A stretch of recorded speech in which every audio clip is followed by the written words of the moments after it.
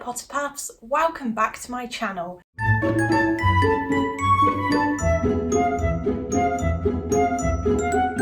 Today we are doing, as you can see, the most casual, relaxed videos that we could possibly do. It's my second YouTube anniversary, nearly, or it has been. It's around the 21st of September, which is crazy. I have been on YouTube now 2 years.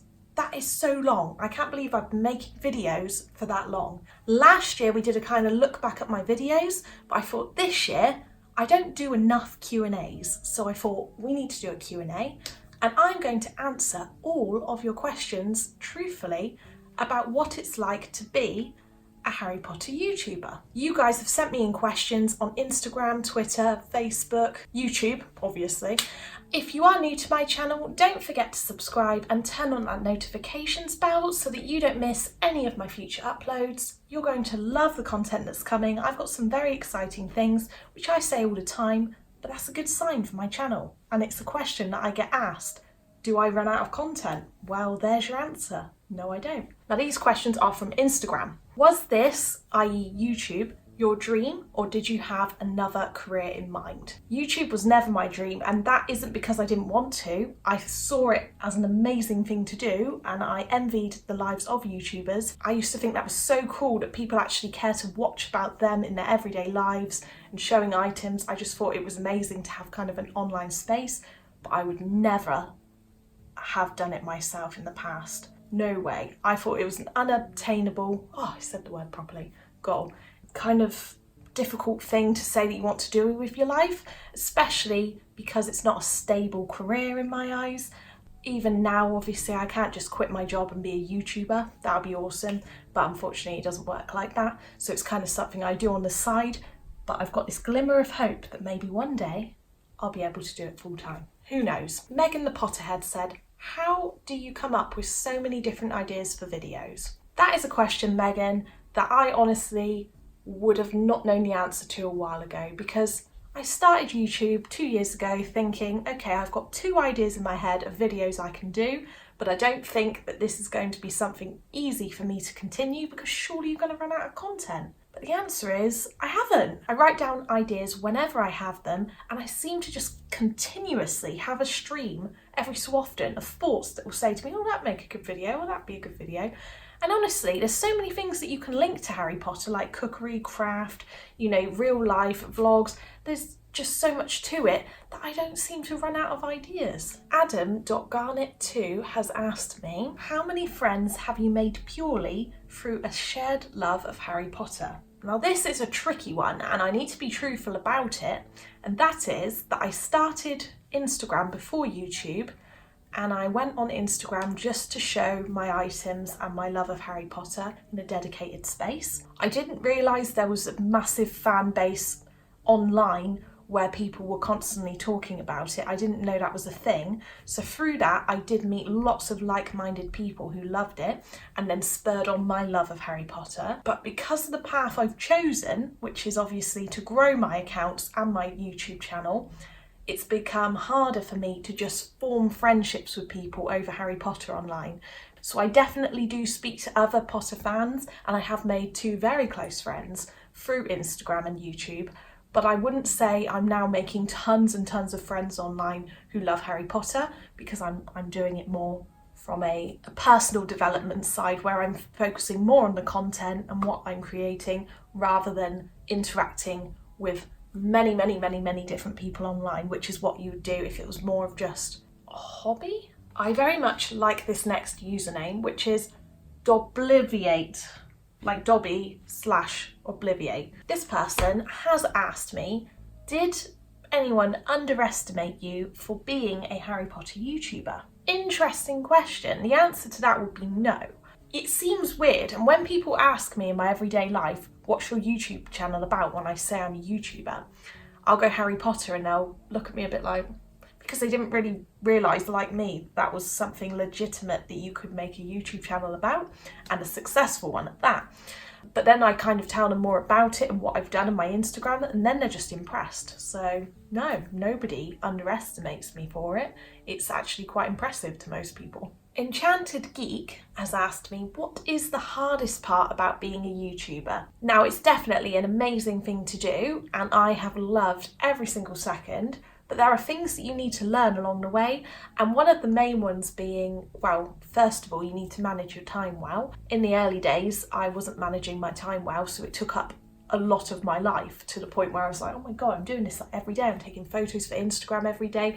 I'm having to do YouTube videos and then I'm having to edit them, and then I'm going to work.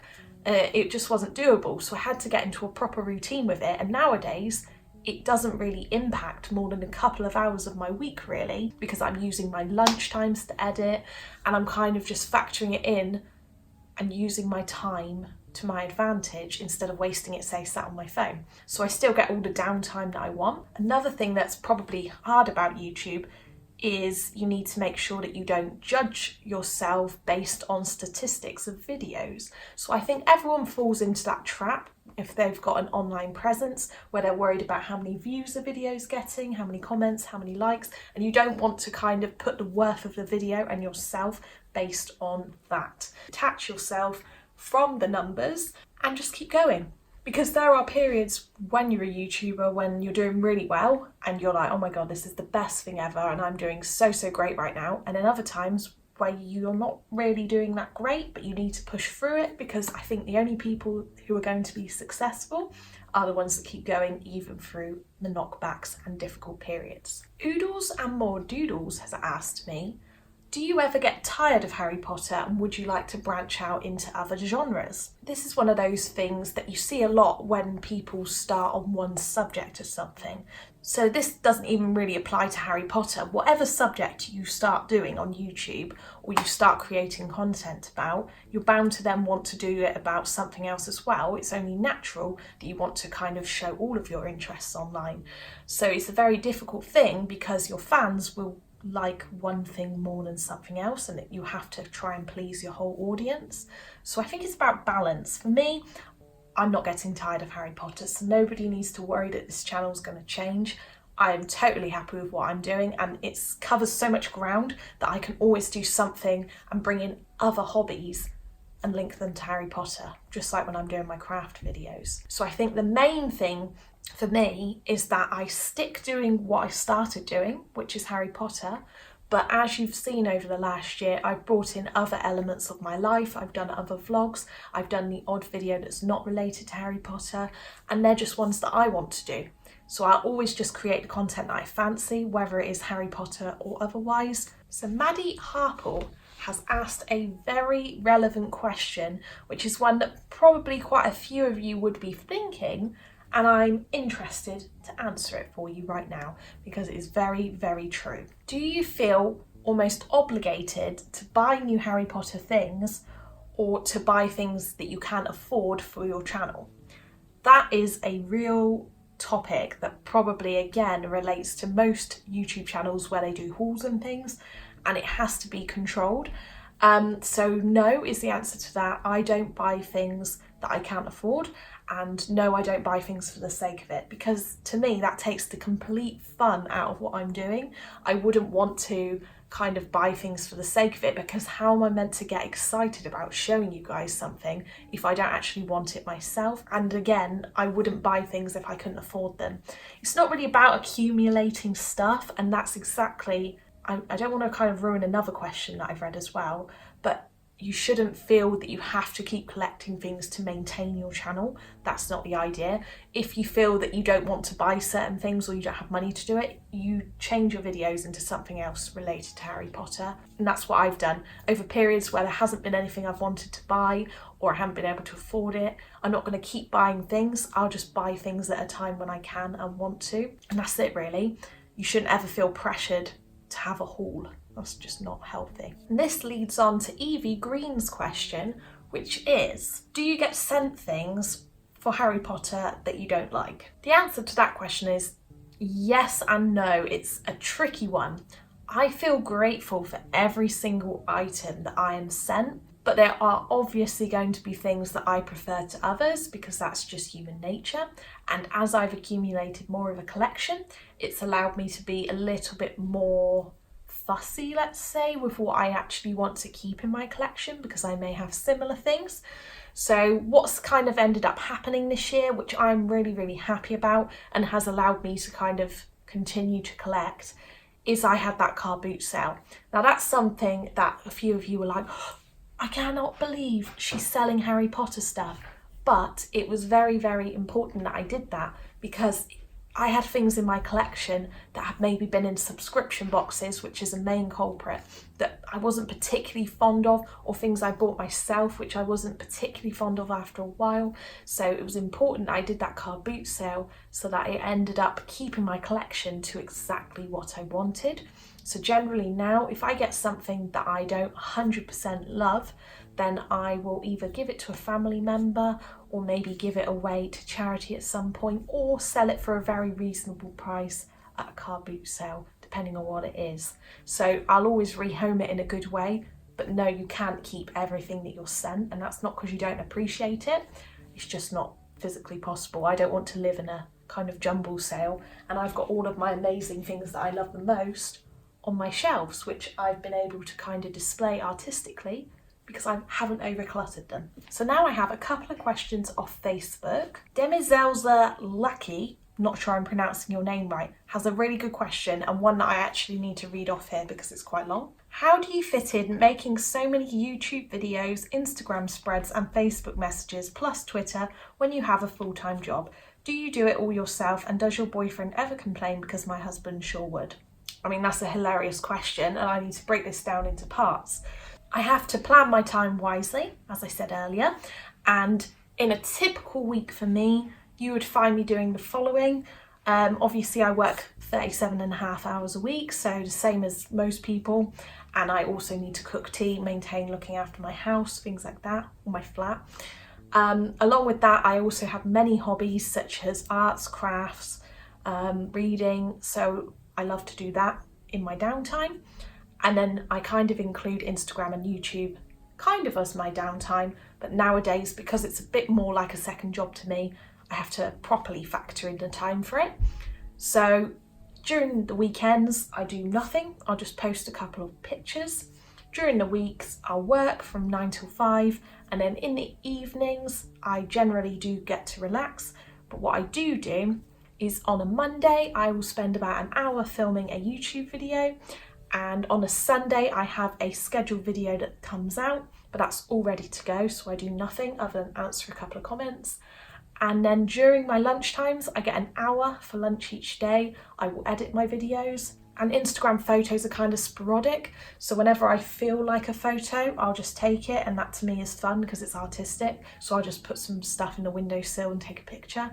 John has previously helped me by replying to some of the YouTube comments. He also comments sometimes on Facebook for me, so he does help, and the same with business emails, he's helped a bit with that.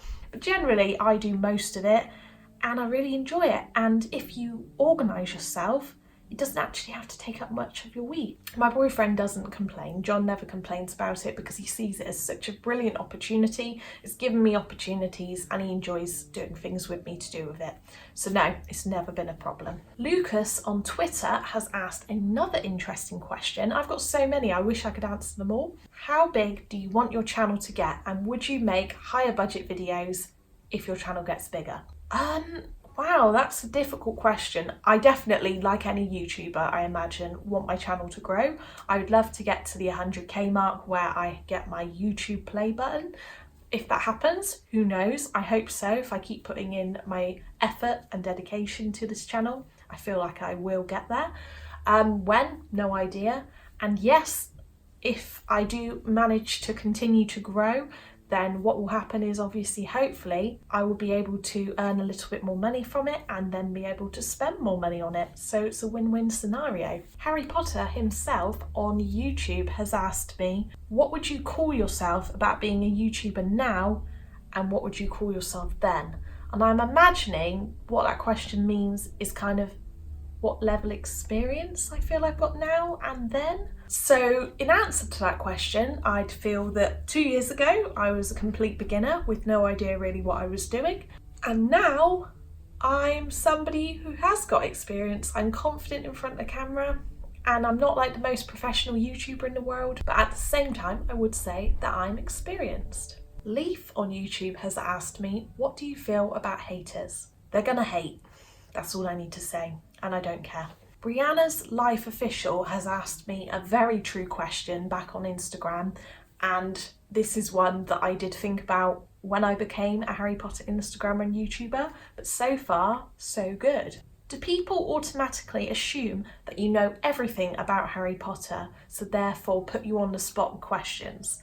Now that does happen, for sure, and I did think to myself when I started this up that I'm by no means like a trivia expert for Harry Potter. I have definitely not read it a million times, and there are people out there who have definitely read it and watched it way more than me, so it would be very easy for me to slip up on things and make mistakes. But I've just got kind of like an average knowledge of Harry Potter, which has now become higher than average because of doing YouTube and Instagram. So I've kind of learned more as I've gone along, and luckily people don't put me on the spot too much. Sarah Milton has asked me, do you have another job and what do you do? And the answer to that is yes, I have another job, and I do kind of a couple of things now. So I work in a company that specialises in removals, which is obviously moving house, and organising trucks for people to move house. With that, I'm kind of in a business which owns quite a few businesses, so I'm doing marketing and social media for them now, and also administrator. And I do the social media and marketing side now because of these accounts, because I've got the experience in it, which is quite cool because it's helping me to develop my other career. Fantastic Potter Beast has asked me, where do you keep getting inspiration from when nothing else is happening in the franchise or nothing new is happening? There seems to be quite a lot always happening in this franchise, whether it's on Pottermore or it's a Fantastic Beasts movie, but even when we've got a gap where nothing really is happening, there are always extra things that I think of and ideas that I have because Harry Potter universe is just so vast. There's always something to think about. Jessica Taylor on YouTube has asked me, who inspired me to be a YouTuber and who is your favourite magical YouTuber? Well, that's a lovely question. I would say that, I may have mentioned this before, back in the early days, I started watching the Geek Gear unboxings before I started my channel. And two of the YouTubers who I started off watching were The Bakey, who is very funny. I'm sure most of you watch her. She's hilarious. I love her videos. And Laura's Always Pottering, who I should call now Laura Mugford, because that's not her name anymore. But I really enjoy her videos as well. So both of them I still watch and enjoy their content because it's great. And that's where I kind of started to learn that Harry Potter YouTube was a thing. Last couple of questions, because otherwise I'm going to do way too many in this video, will be way too long. Declan has asked me, is the editing process annoying? It's not, but it is. After a while I do sometimes get a bit fed up of it. Depends on what style of video it is. Some you can literally edit really quickly and others take a long time. So that is something that I get a bit frustrated with now and then. Keaton Walter has asked me on Instagram another great question. Off air or off screen, do you still read and watch Harry Potter, or am I kind of putting it on for camera? Definitely not putting it on for camera. Doing this channel has only made my love for Harry Potter grow, so when I'm not on camera, I'm still reading the books, I'm still doing the craft kits, I'm still organising my collection and taking photos. It is a part of my daily life which I really enjoy. I use a Hedwig bag for work, so no, it's not just something I put on for the camera.